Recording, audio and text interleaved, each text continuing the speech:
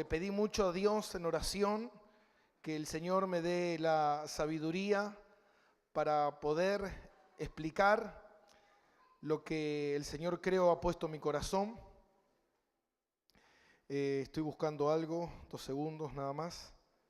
Quiero que mientras tanto vaya abriendo su Biblia en el libro de los Hechos. Continuamos.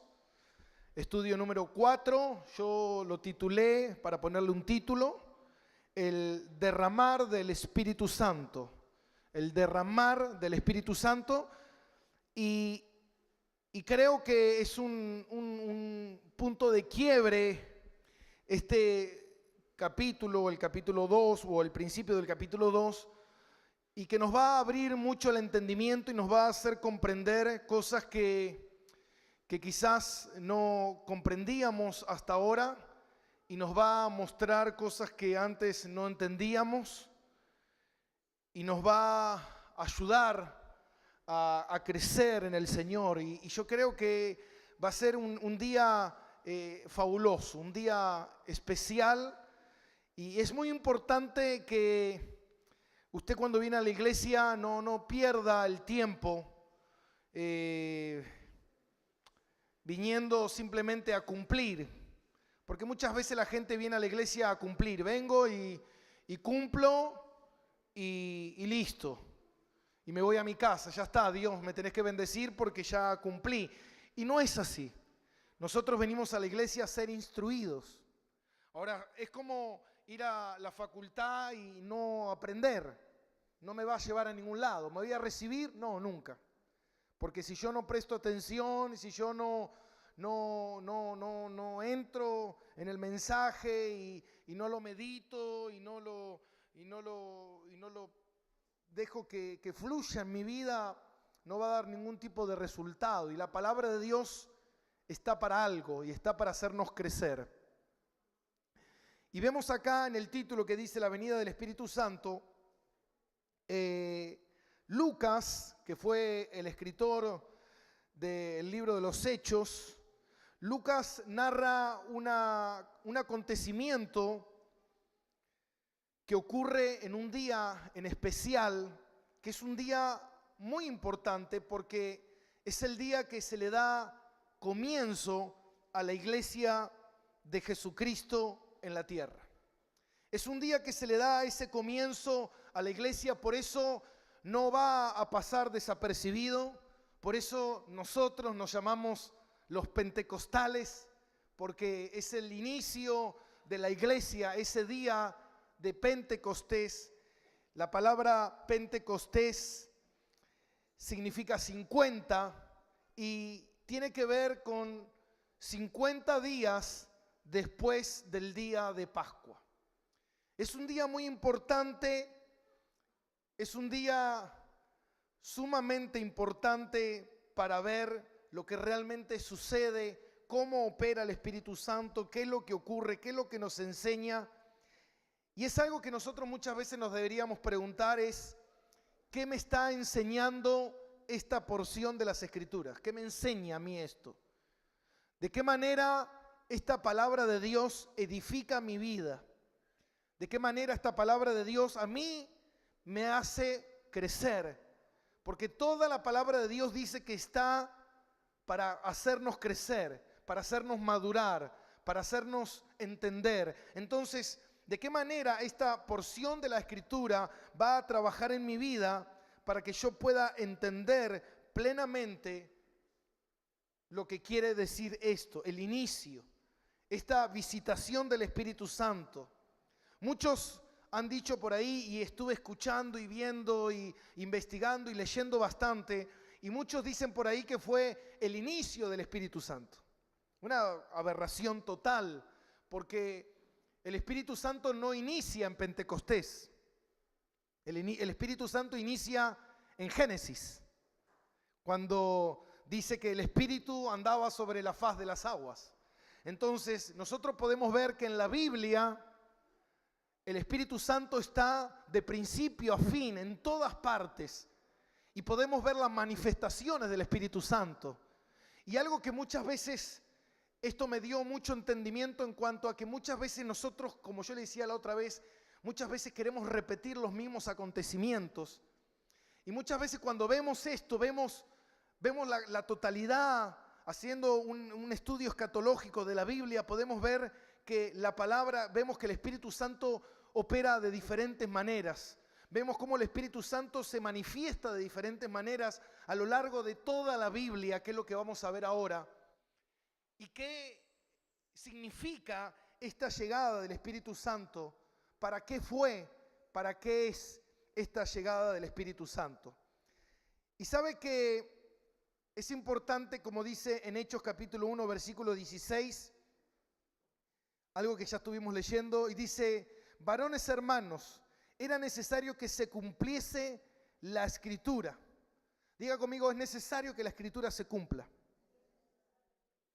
Todo lo que está escrito va a suceder. Si no sucedió, está a punto de suceder. Y eso es la veracidad más grande que tiene la palabra de Dios. Que lo que en la Biblia dice es lo que la Biblia ha demostrado que ha ocurrido o lo que va a suceder. Y dice la palabra, dice que es necesario que lo que está escrito se cumpla.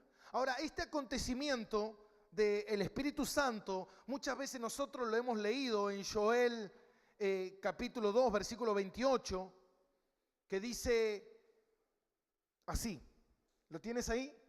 Joel 2, 28 dice: y después de esto derramaré mi espíritu sobre toda carne, y profetizarán vuestros hijos y vuestras hijas, y vuestros ancianos soñarán sueños, y vuestros jóvenes verán visiones. Joel dijo que habría un momento donde el Espíritu Santo vendría sobre ¿qué?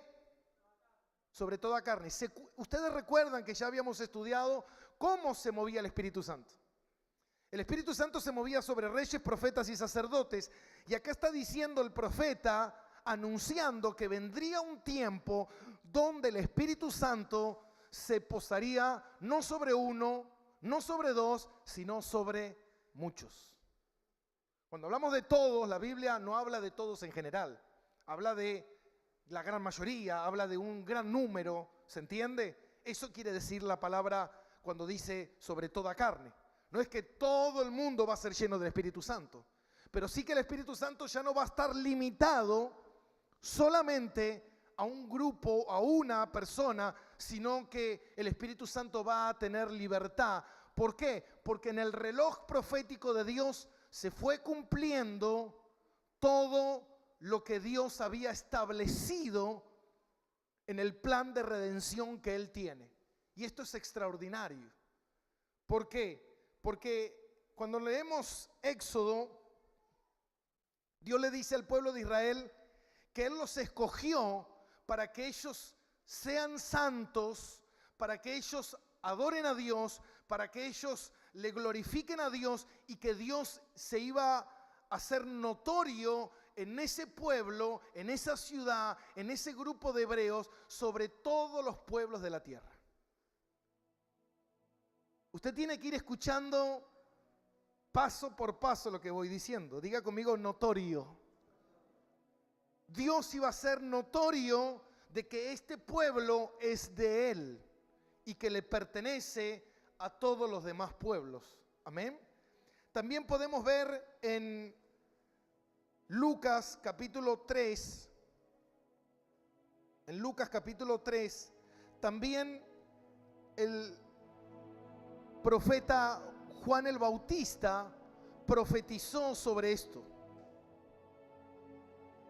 Lucas 3:16, y respondiendo Juan diciendo a todos: yo a la verdad os bautizo en agua, pero viene uno más poderoso que yo, de quien no soy digno de desatar la correa de su calzado, y él os bautizará en Espíritu Santo y en... Ahora, ¿quién es el que los bautiza? ¿Quién bautiza? ¿Quién es el que los va a bautizar? ¿El Espíritu Santo? ¿Quién los bautiza? ¿Tiene idea quién los bautiza? Jesús es el que bautiza, hermano.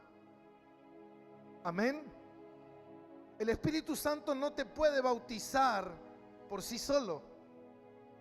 El que bautiza, dijo Juan, yo los bautizo en agua, pero el que viene, Él los va a bautizar en Espíritu Santo y en fuego.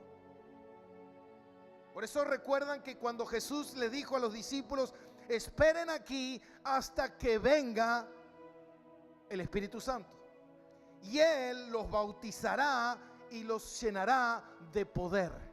Algo que se ha muchas veces mal entendido, esta palabra poder, muchas veces se entendió mal. ¿Qué es este poder? Yo vengo a la iglesia para tener poder, yo quiero tener poder. Y yo recuerdo un dibujito que era de He-Man, que tenía la espada y decía, yo tengo el poder. Digo, acá el poder no tiene nada que ver con nosotros. Y esto es lo más importante de todo, no tiene nada que ver con nosotros. Entonces Juan dice, el que viene los bautizará en Espíritu Santo y en fuego. Jesús es el que bautiza. Ahora la pregunta es, ¿para qué es el bautismo? ¿Para qué es el Espíritu Santo? Y esa va a ser la gran pregunta de la noche. Eso va a ser el centro del mensaje en esta noche. ¿Para qué? ¿Es necesario el Espíritu Santo? ¿Es necesario el bautismo del Espíritu Santo? ¿Para qué ocurre este bautismo del Espíritu Santo? ¿Tengo que hablar en lengua? ¿No tengo que hablar en lengua? ¿Tengo el Espíritu Santo? ¿No tengo el Espíritu Santo? ¿Qué es lo que ocurre con mi vida? Es importante mirar estos primeros versículos del capítulo número 2 de Hechos para entender algo que muchas veces quizás no hemos entendido. Y es importante comprender lo que dice la palabra de Dios cuando ponemos a estudiar profundamente las Escrituras. Y vamos a dar comienzo a esto.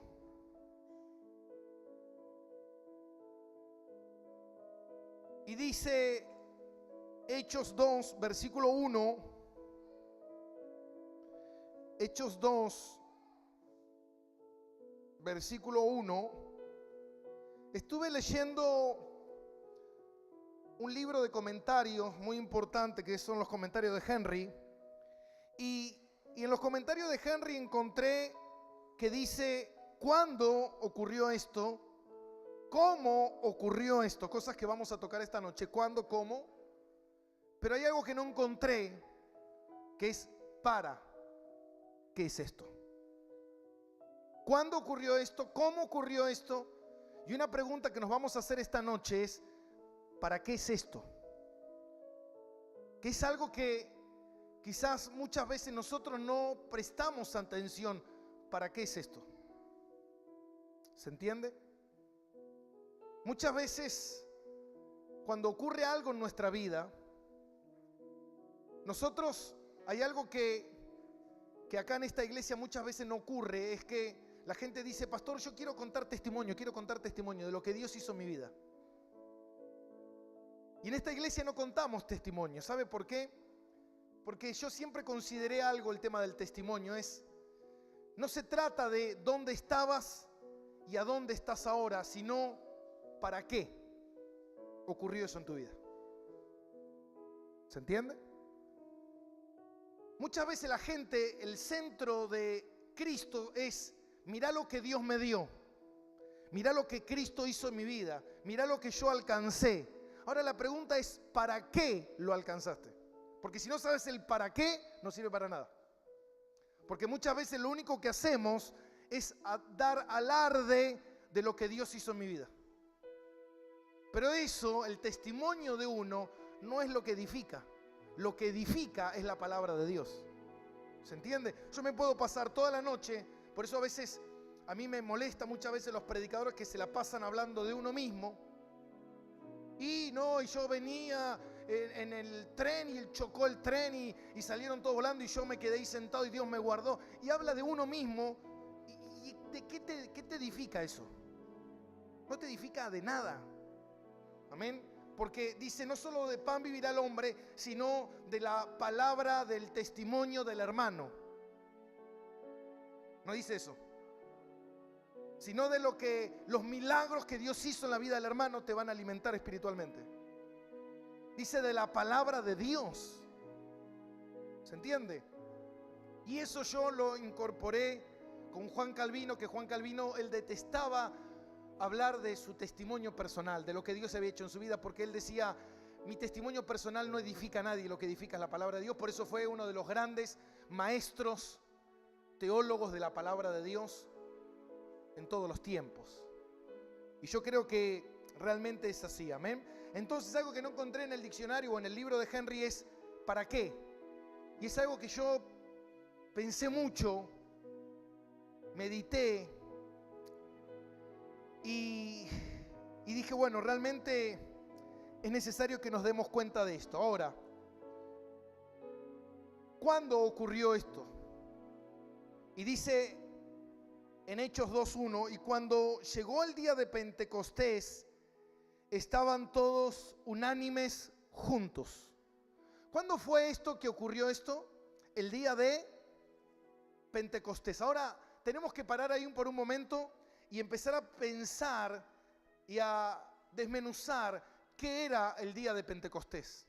¿Por qué el Espíritu Santo vino ese día? ¿Por qué fue necesario el día de Pentecostés? Si usted no aprende esto, hermano, vos decís, es necesario, y la palabra de Dios es necesaria en tu vida. Amén.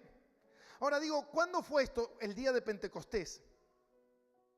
Pentecostés significa quincuagésimo, que significa 50 días. Era la fiesta, una de las 3 fiestas que los judíos tenían, que eran más importantes. ¿Por qué te digo esto? Para entender el contexto. Eso es el estudio sistemático, escatológico de la Biblia, cuando empezamos a entender todo el contexto. No que simplemente leemos un versículo bíblico y lo sacamos de contexto. No. Para eso necesitamos la ayuda de otros versículos para entender ese versículo muchas veces. Entonces ese día se celebró una de las 3 fiestas más importantes que los judíos tienen, que ¿cuáles son? La primera, ¿cuál es la más importante que los judíos tienen? Las Pascuas. Segundo, ¿qué? Pentecostés. Y tercero, las fiestas del tabernáculo. Amén. Esas son las 3 fiestas que los judíos más importantes para ellos celebrar. Muchos estarán diciendo, pastor, yo no tengo ni idea de esto. Bueno, te digo algo, toca lo que está a tu lado, decirle, es tiempo de que te conviertas en cristiano, decirle. Amén. Porque vos le preguntás a una persona, escúchame, ¿sabés lo que significan las redes sociales? ¿Sabés cómo enviar una foto? ¿Sabés cómo hacer esto? Él lo tiene reclara. Vos le preguntás algo de la Biblia y no sabe. Digo, quédate tranquilo que tenés que saber más la Biblia que del teléfono, porque en el cielo teléfono no hay. ¿Estamos de acuerdo? En sentido, no te sirve de nada el teléfono allá, no te sirve de nada toda la informática, no te sirve de nada todo lo que vos puedas saber de cómo postear una foto, de cómo... No te sirve. Amén. Entonces tenemos que aprender algo que es sumamente mucho más importante, que es la palabra de Dios. Entonces, si no te agarra hambre por la palabra de Dios, pedíselo a Dios. Orá y decirle, Señor, yo quiero tener hambre por tu palabra, hambre por aprender, por conocer, por saber. Si no, voy a andar siempre a oscuras, siempre en tinieblas, siempre mal orientado, mal dirigido. Y es importante entender esto. Ahora, esa fiesta es una de las 3 fiestas más importantes que tenía después de las Pascuas: la fiesta del tabernáculo y la fiesta de Pentecostés. Se la conoce también como la fiesta de la siega, que es la fiesta de la primer cosecha. ¿Y por qué vemos esto? Porque fue el inicio donde inició la iglesia. Por eso ese día era sumamente importante. Se lo conoció también como las fiestas de las 7 semanas. Porque 7 por 7, ¿cuánto es? 49. Después de las 7 semanas, el día siguiente, eran las fiestas de Pentecostés, número 50. ¿Se entiende? Entonces se la conocía como las fiestas de las 7 semanas, también se la conoció como la fiesta de los primeros frutos. Los primeros frutos empezaron a ocurrir ese día. Y también es una fiesta que se conmemora, y esto es importante, ¿por qué? Porque se dice que se conmemora el día en que Dios le dio la ley a Moisés en el monte Sinaí. Y es importante entender esto, ¿por qué? Porque si fue así realmente, esto nos muestra que en Pentecostés lo que hizo el Espíritu Santo es darle continuidad. Es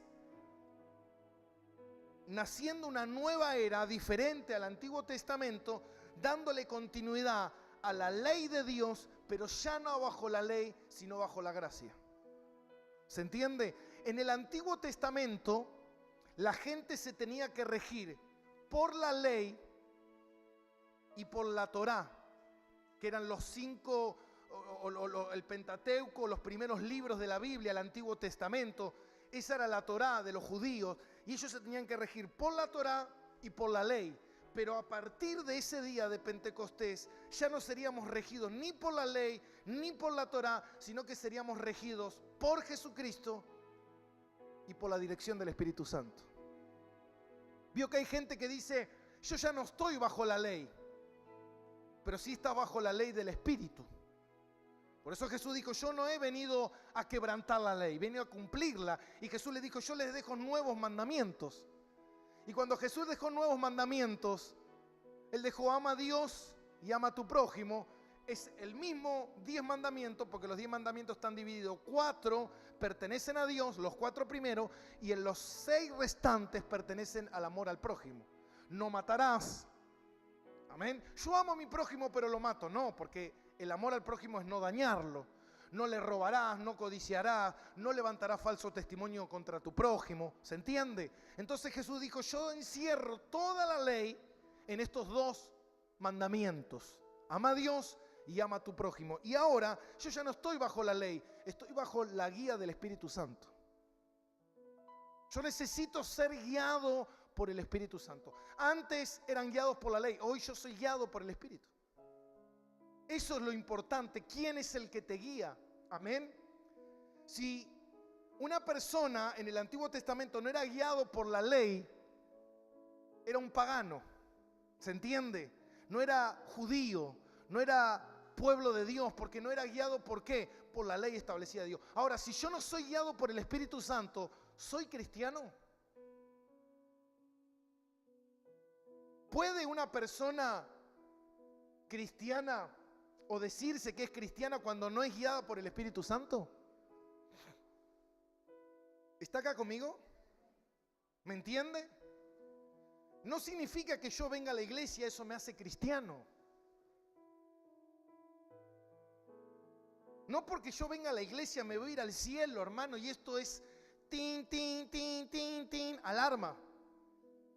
Presta atención, porque esto tiene que ver con algo que usted va a entender esta noche y usted va a poder mismo meditar en su interior sabiendo si esto es de Dios o no es de Dios. Sabiendo si estoy con Dios o no estoy con Dios. Sabiendo de si soy salvo o no soy salvo. Ay, pastor, yo creí que era salvo. Hoy vas a darte cuenta si es así o no. Amén.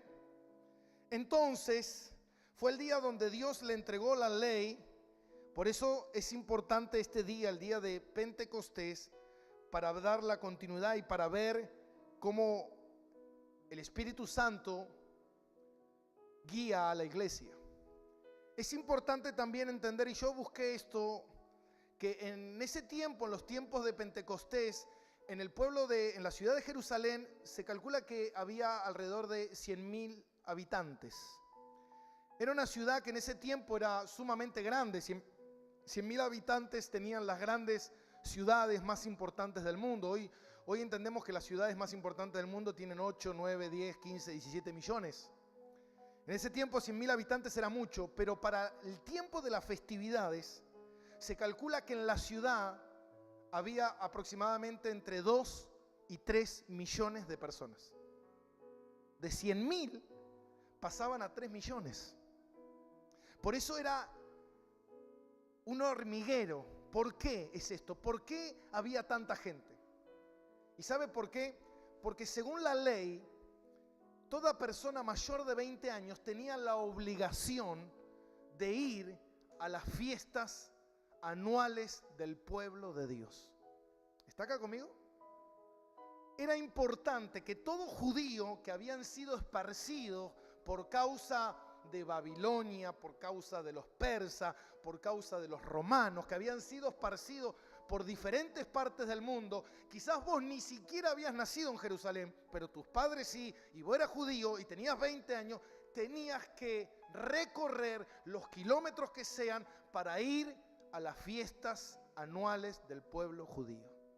Era un deber, ¿se entiende? Por eso había tanta cantidad de personas en esa ciudad. Por eso era un momento sumamente importante. ¿Para qué? Para que el evangelio de Jesucristo sea esparcido por todo el mundo. Miren, a tal punto que hoy en día hay un debate sobre quién fue el fundador de la iglesia de Roma. ¿Quién fue el fundador de la iglesia de Roma? ¿Qué cree usted? ¿Quién fue el fundador de la iglesia de Roma? Muchos dicen que fue Pablo, pero en realidad no fue Pablo. Se cree que el fundador de la iglesia de Roma estuvo este día en el día de Pentecostés. Y de ahí salieron los que fueron a Roma y volvieron a Roma y establecieron una iglesia en Roma. ¿Se entiende? ¿Amén? Bien. Y dice: y cuando llegó el día de Pentecostés, estaban todos unánimes y juntos. Diga conmigo la palabra unánimes.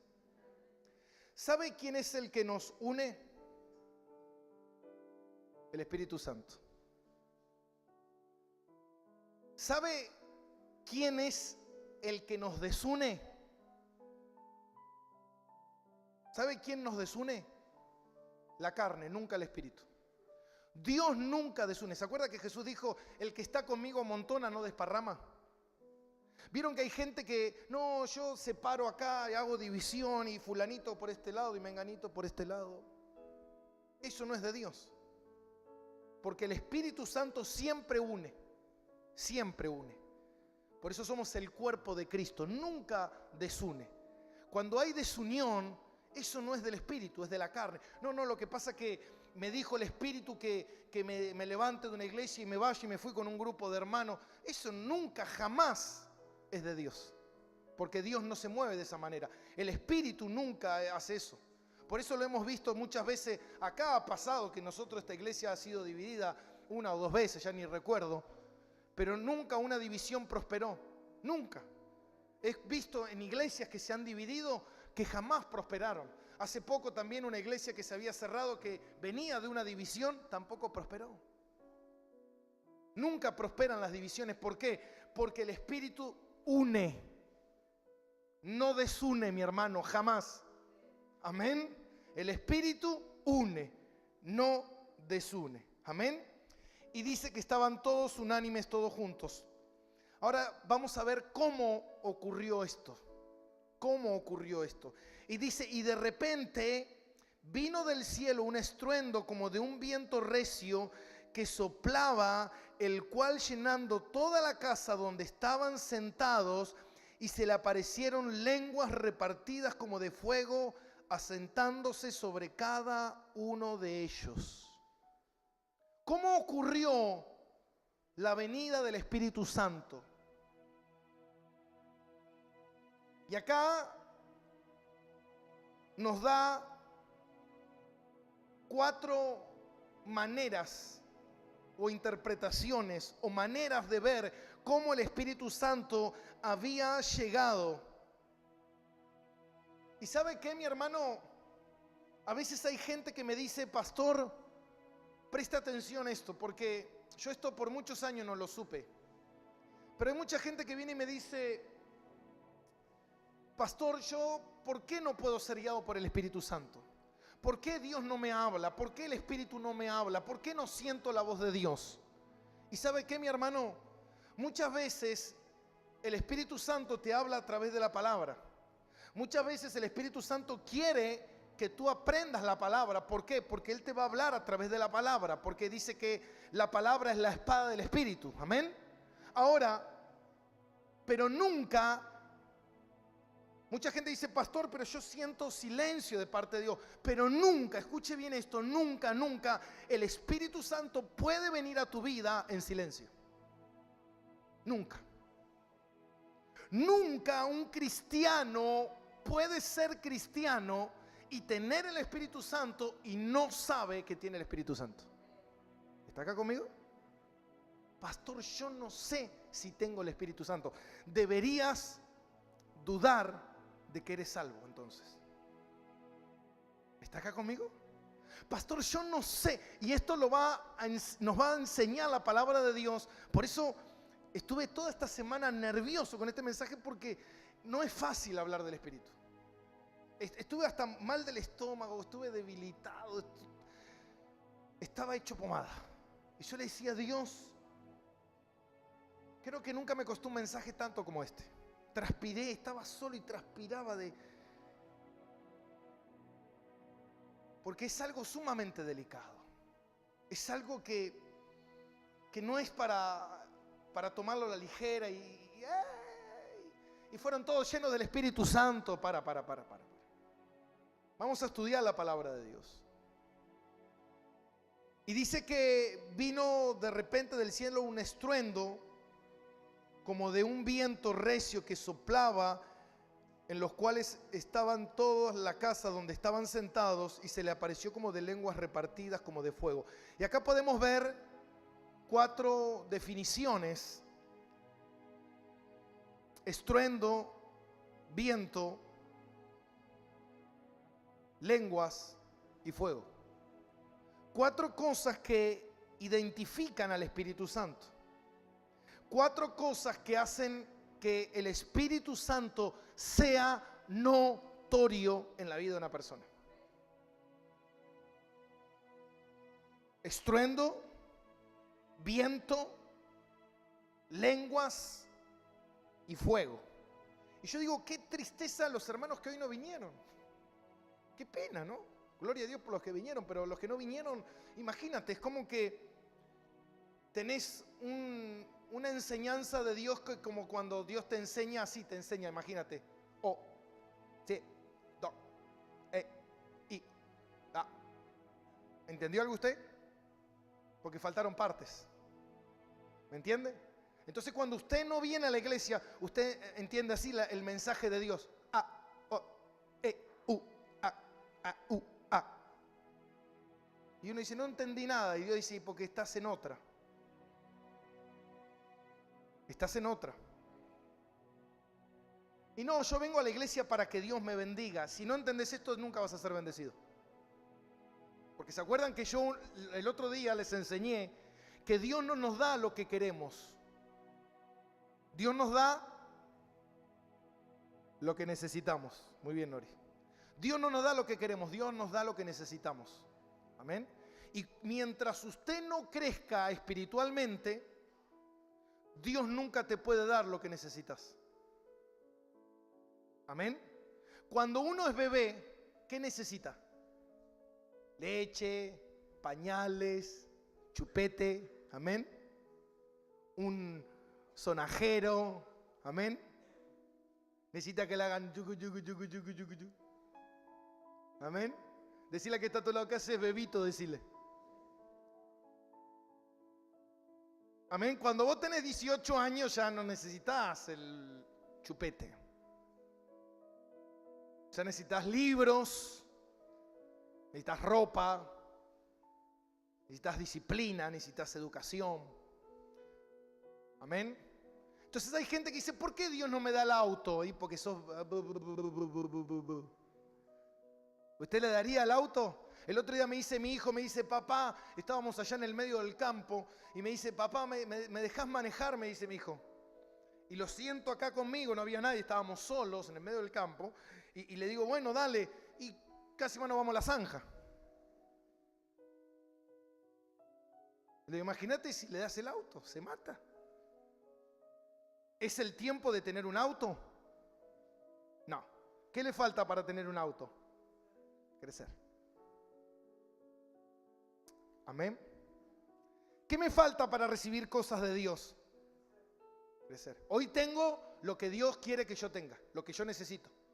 Porque Dios no es, y esto es importante, y te quede bien claro esto. Mira, te lo digo así con todo el enojo, te quede bien claro. Dios, porque estoy cansado de los hermanitos caprichosos. Dios es un buen padre.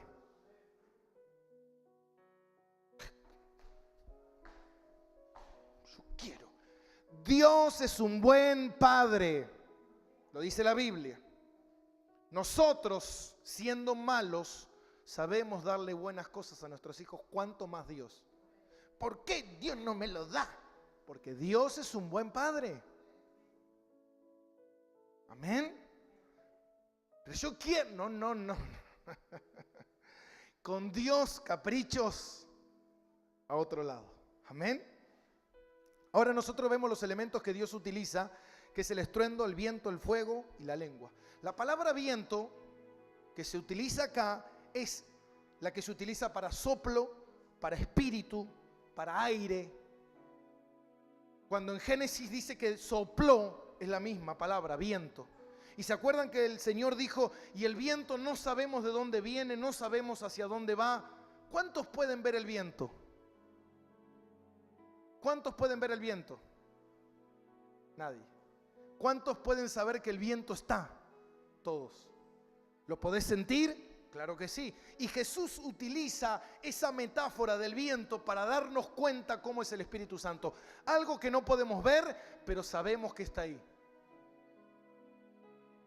Muchas veces a nosotros, cuando estamos los días de calor, abrís la ventana y entra el viento, ¿no? Lo sentís, qué lindo, aire fresco.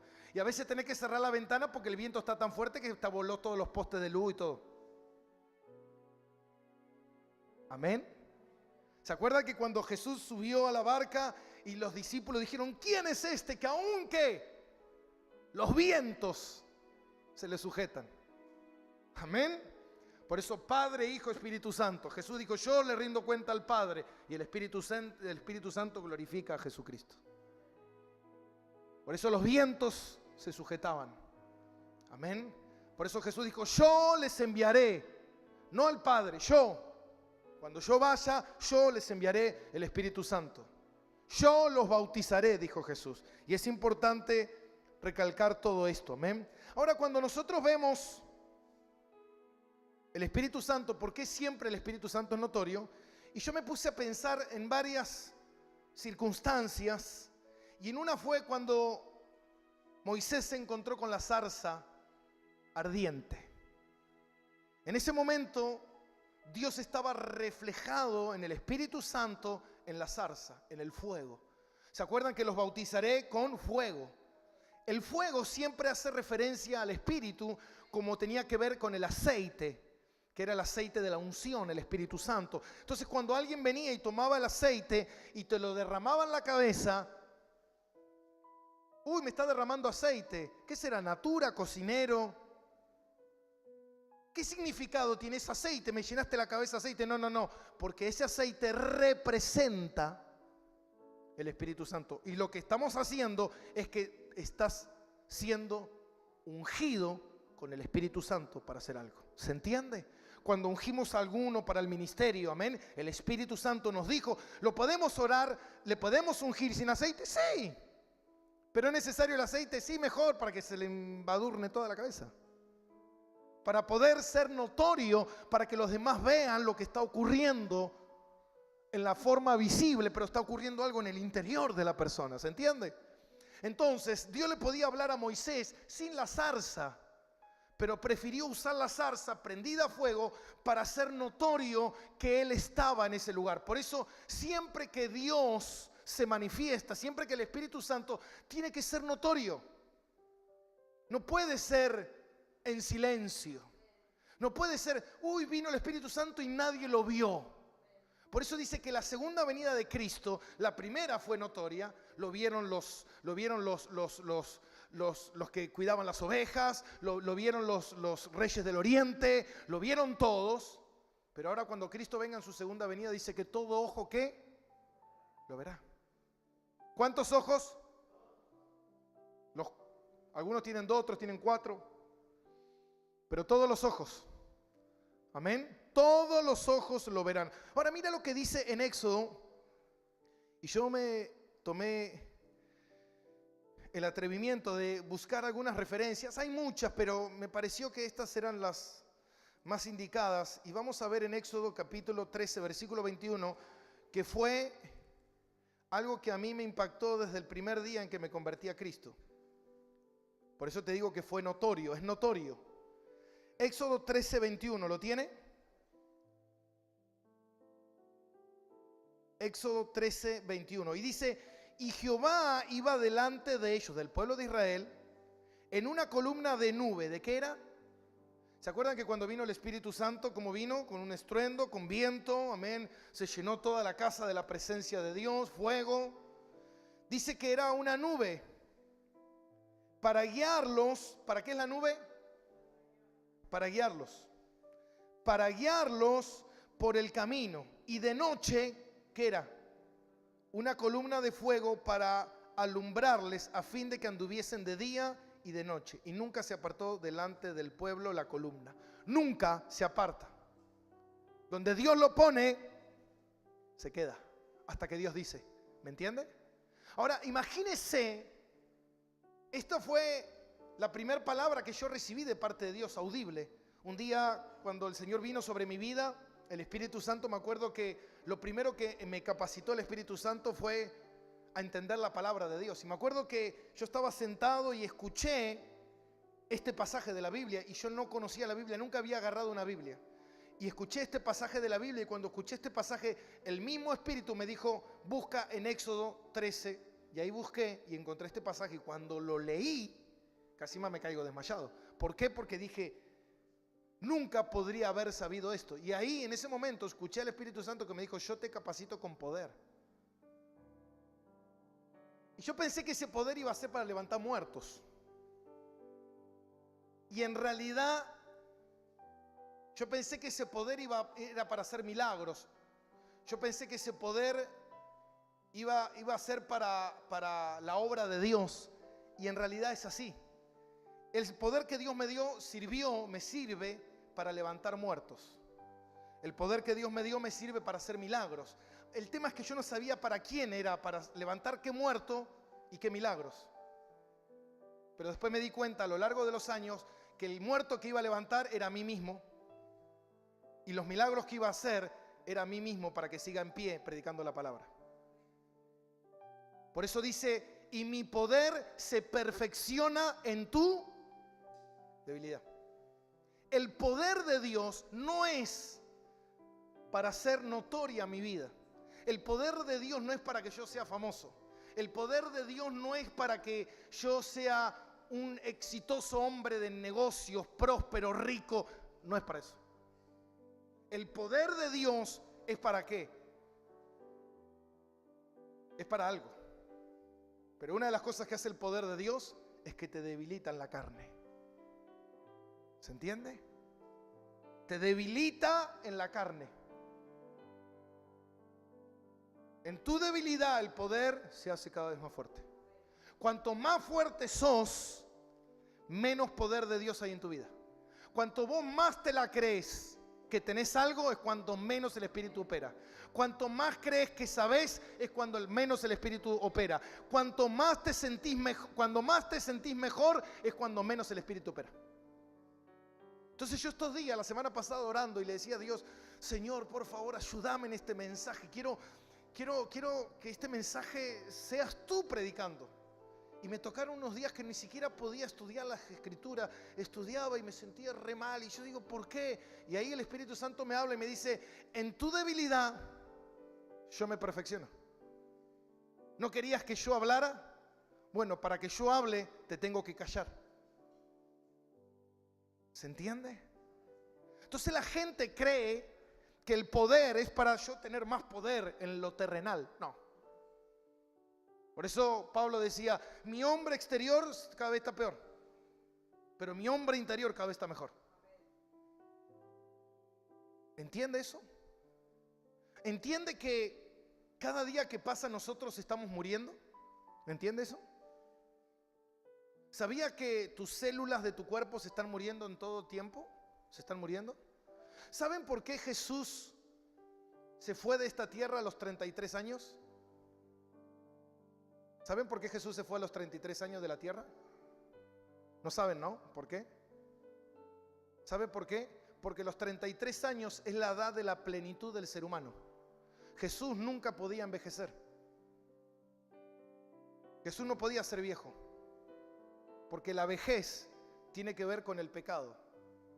Tiene que ver con que nos vamos envejeciendo porque el pecado va matando nuestro cuerpo. Jesús no podía envejecer. La vejez no podía afectar a Jesús. Por eso Jesús se fue a los 33 años, en la plenitud total. Por eso Él empieza su ministerio a los 30, no empezó antes. Porque era el momento de la adultez y por eso duró solamente 3 años. Porque Jesús no podía ser viejito así con un bastón. ¡Ay, ahí viene Jesús! No puede. Porque la enfermedad tiene que ver con el pecado, la vejez tiene que ver con el pecado, tiene que ver con nuestro cuerpo. Por eso antiguamente la gente vivía 1000 años, como Matusalén. Nosotros ya a los 40 estamos hecho pomada, imagínate. Imagínate Matusalén a los 1000, imagínate vos a los 1000. Ya ni registro de tus huesos quedan a los 1000. ¿Se entiende? Por eso después Dios le dijo a David, y el hombre va a vivir, porque antiguamente Dios había establecido que el hombre viva 120 años. Primero vivía 1000, después el hombre fue bajando de 500, usted va leyendo la Biblia, 600. Después el hombre vivía 120 años, como Moisés, que vivió 120 años. Y después en el tiempo de David, Dios le dice a David, dice en Salmos, creo que Salmo 91, no recuerdo bien, dice que está establecido que el hombre viva 70 años y los más fuertes 80. Así que si estás cerca de los 70, te voy avisando, ya establecido en la palabra. ¿Se entiende? Amén. Ahora